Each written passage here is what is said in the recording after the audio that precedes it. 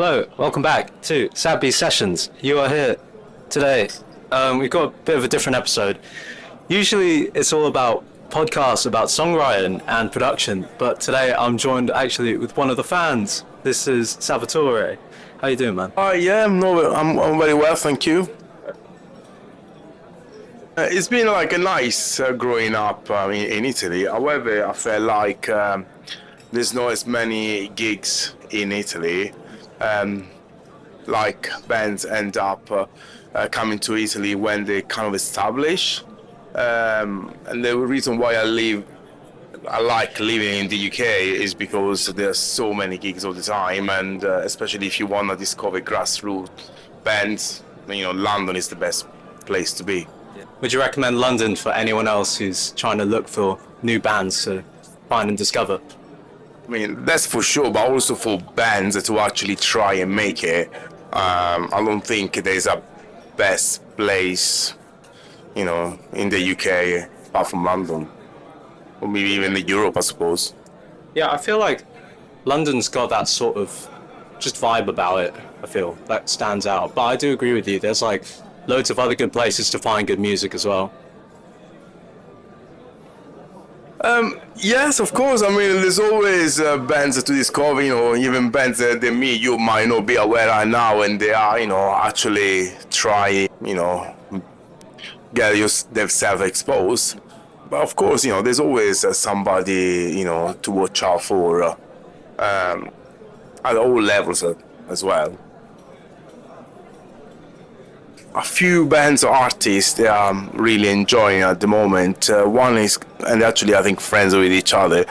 One is called Splitting Edges, and another one is called Southie. And they are both based in London. They're kind of they got some R&B influences, which is not usually my go-to, but it really works really well in the way they make the music. So I think there are two bands to definitely check out. I suppose it's a mixture of the melody, the lyrics, how they interact with the fans, the presence on stage. All of these Is it like together. something that you can like sense? Like when you go see a band like the, just sense that, oh, these are a good band. Definitely. Yeah, definitely. Yeah. I mean, I'm really pleased for them because I saw them growing from being completely unknown to now being established. Yeah. And they are growing and growing. I mean, at the beginning, when I first saw them in February 2025, there were not as many people at the gigs because they were pretty much unknown then. Yeah. But nowadays, when you go to the gigs, they are so rowdy, mosh pit, mosh circles, people stage diving. So, it's become an experience. Yeah. And like every song nowadays, isn't it? Everyone's sort of attacking each other. Yeah. I remember when I saw them, I went to see them in Dublin as well.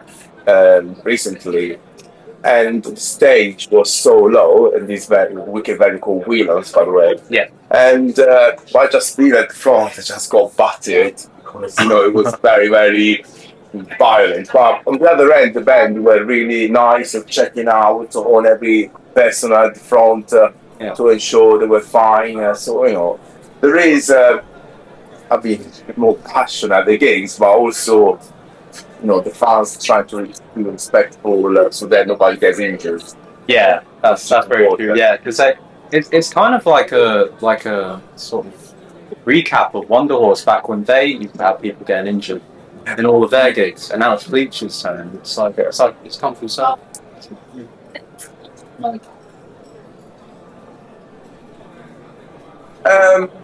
I mean, you need to have a steady hand, but also when the song is very, very rowdy, I probably won't decide to film it because they probably won't look as good.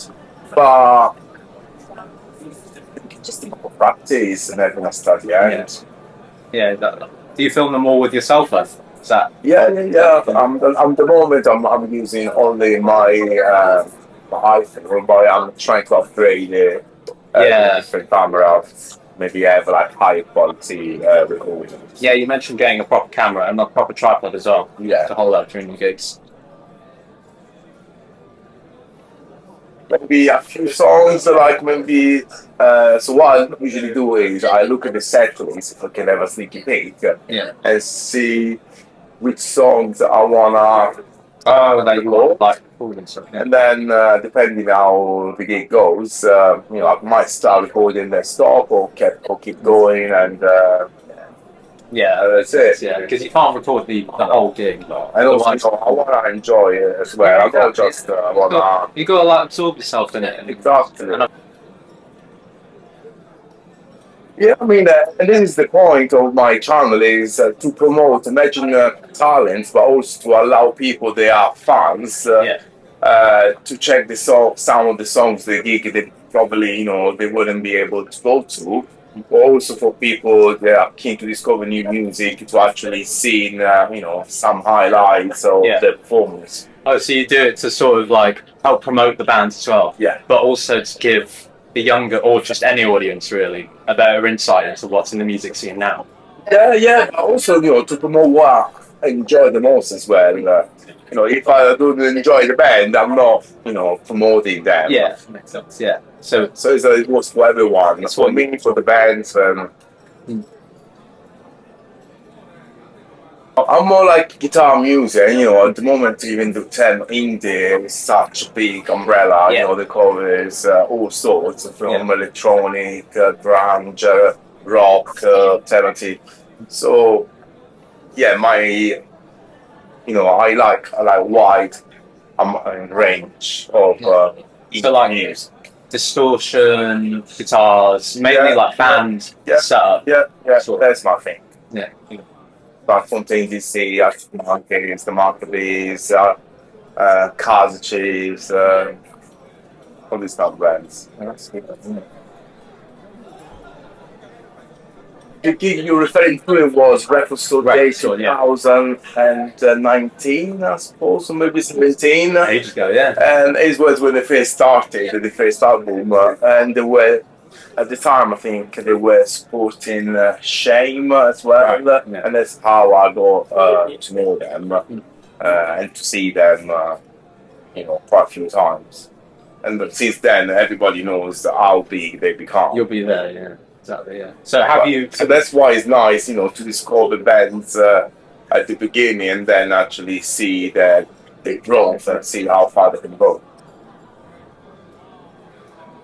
I mean, I usually tend to go only to the London gigs, but I remember, because I'm a big Shame fan as well, I went to see them in Sheffield at the Lead Mill, and Fontaines were supporting them at their gig as well. So two, wicked band.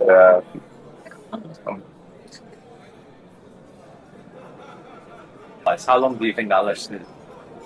I don't know how long they keep it for, but I have no idea. But keep scrolling stuff and stuff. Yeah. Well, I mean, through your experience of seeing all these bands, then, like, what do you think you enjoy the most after a gig? Is it going to actually see the place and seeing the band play, or is it after the gig where you meet up with all the other fans and talk to them about the gig? What do you prefer? I don't think I would prefer the part before the gigs where actually can interact during the waves and we have fans around you. And the gig itself. Sometimes I stick around, I prefer the waiting and mainly, the actual event. Yeah.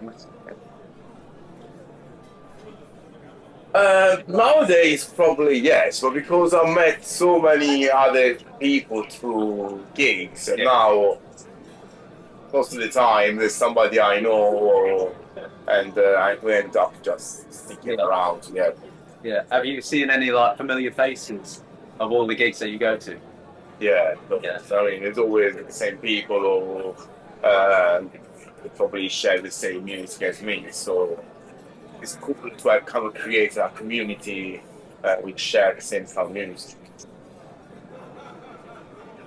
You've been. I mean, I wouldn't go that far, but yes, I've started to get recognized by people. Some people they message me on Instagram and then they say hi. I wanted to say hi. I wasn't shy, but I say there's nothing. If you want to say hi, I'm more than happy.